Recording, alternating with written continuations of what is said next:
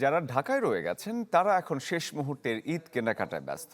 এখনো অনেকেই ছুটছেন শপিং মলের দিকে রাত পোহালে পবিত্র ঈদ উল ফিতর, তাই উপচে পড়া ভিড় বিপণী বিতান এবং রাস্তার পাশের অস্থায়ী দোকানগুলোতে। ব্যবসায়ীদের প্রত্যাশা, শেষ সময়ের এই বেচাকেনায় পূরণ হবে তাদের কাঙ্ক্ষিত লাভ।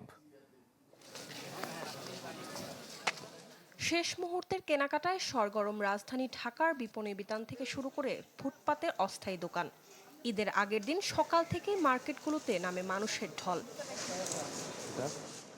গ্লিটারের টুইন লেমন ও অ্যান্টিব্যাকটেরিয়াল ফর্মুলা বাসনকে চকচকে জীবাণুমুক্ত করে আমাদের দেয় গ্লিটার গ্যারান্টি।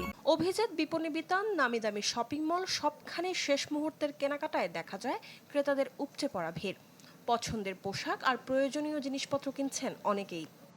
আমি সবসময় লাস্টের দিনই কিনি, কারণ বাচ্চা টাচ্চা ওদের জন্য আগে কিনি। চাঁদ রাতের কি অনেক মজা লাগে আর ভালো লাগে, দুইটাই আর কি আছে। আজকে যেহেতু চাঁদ রাত, এখনো অনেক মানুষ ঢাকায় থাকে, যারা ঢাকায় স্থানীয় যারা, তারা অনেকে এখনো শপিং করেনি, তো ইনশাল্লাহ আজকে আসবে। শুধু বড় বড় মার্কেট নয়, ফুটপাতেও ক্রেতাদের ভিড় চোখে পড়ার মতো। তুলনামূলক কম দামে পণ্য পাওয়ার আশায় অনেকেই ভিড় করেন এসব দোকানে।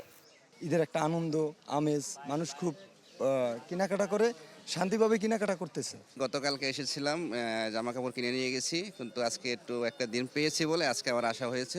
সব দোকানদাররা ভালোভাবে বেচবে এবং তাদের মাল সবই শেষ করে যাওয়ার যে একটা আকাঙ্ক্ষা, সেটা সবাই প্রত্যাশা করে। ক্রেতাদের নিরাপত্তায় প্রয়োজনীয় ব্যবস্থা নেওয়া হয়েছে। আইন শৃঙ্খলা বাহিনীর পাশাপাশি কাজ করছেন মার্কেট কর্তৃপক্ষ।